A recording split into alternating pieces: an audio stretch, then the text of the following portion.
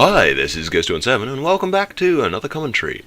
Today I'm bringing you a cm901 double moab fail.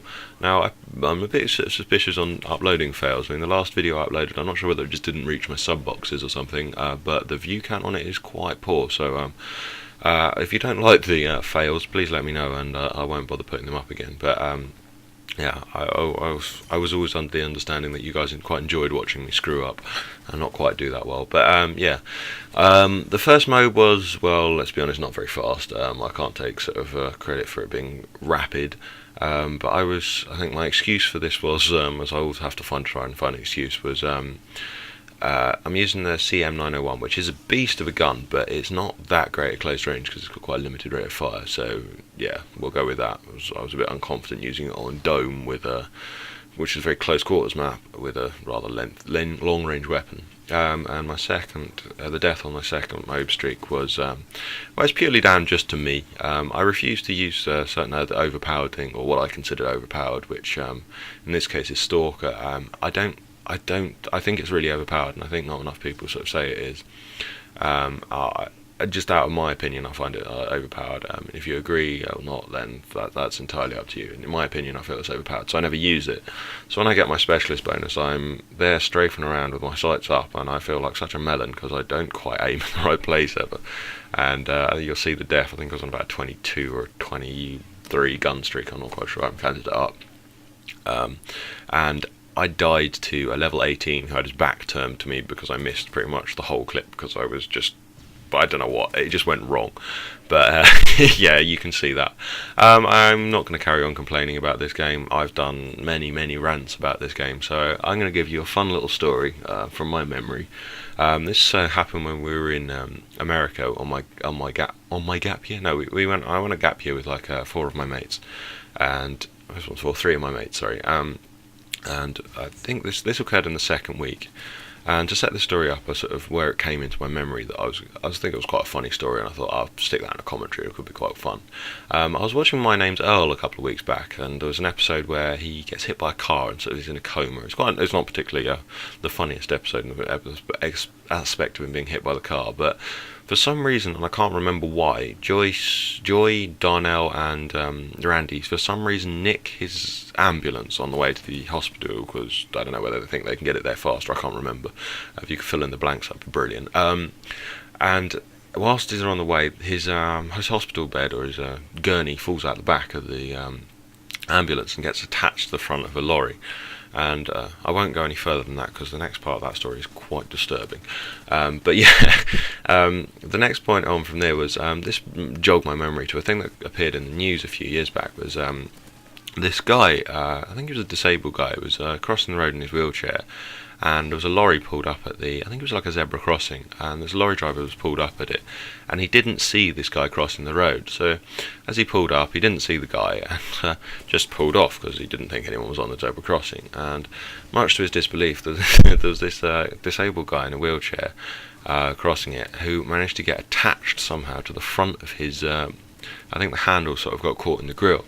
And he was driving along with this guy attached to the front of his lorry. And it took him a while to sort of, I think sort of 2 or 3 miles down the road, this guy, I think it was down the freeway or something in America, and he was attached to the front of this thing, having a whale of a time, going along at 60 miles an hour in his wheelchair. And this then brought up memory of when we were in America. When we were in Salt Lake, which I think was the second week of our, I think we were out there for 4 or 5 months.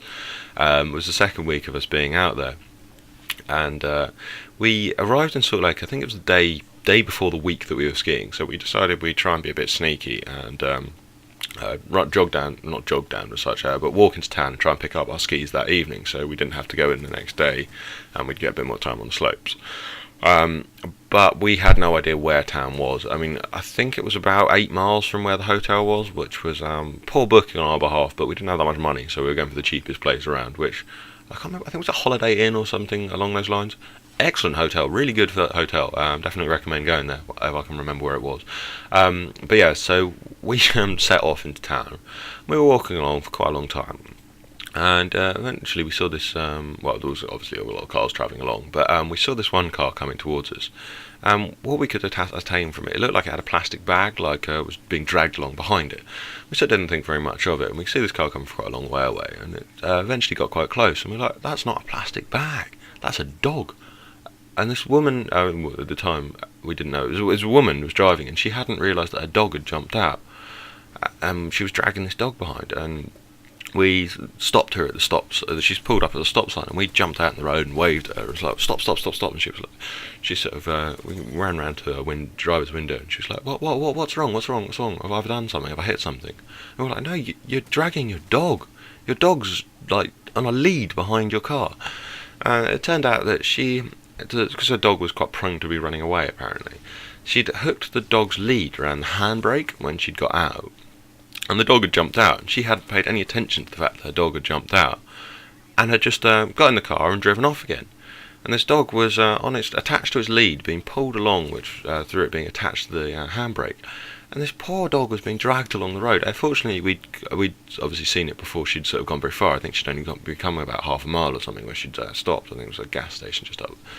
Is it a gas station? Petrol station. I don't know why I say gas station. It was a petrol station just around the corner where she'd come from. So she'd only recently just been pulling the dog, which was, in the dog's case, very fortunate, especially as she was just about to turn up onto the freeway, and something tells me I don't think that dog would have done too well on the surviving front if it managed to get up onto the freeway. But yeah, we stopped this woman, and she was very thankful, obviously, but her reaction was absolutely priceless.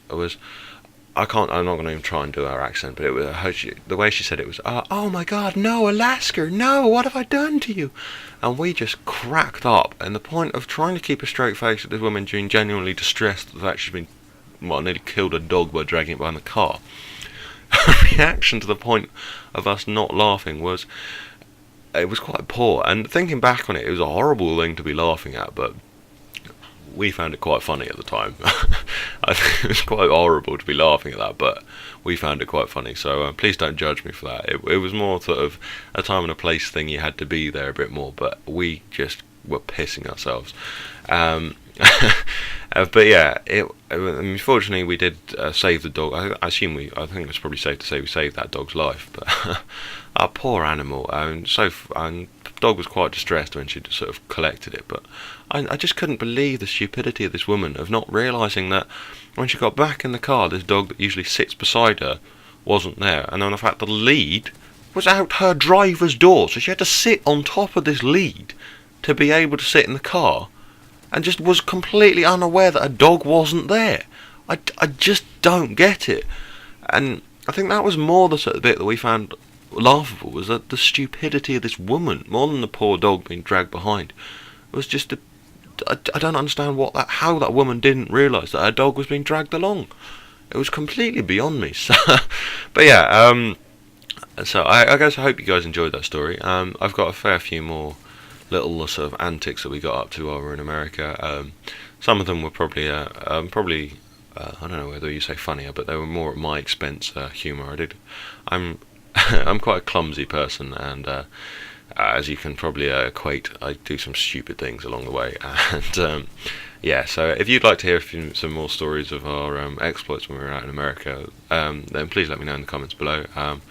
Please also tell me if you've ever come across any instances like that. There you go, that's that retarded death from my point. I don't know how I didn't kill that guy. But saying that, I probably would run out of time anyway. Before I forget, I want to say thank you so much for all the support recently. Now I reached 900 subscribers, which is incredible, so thank you all very much for that, and thank you to Bread for giving that big shout out.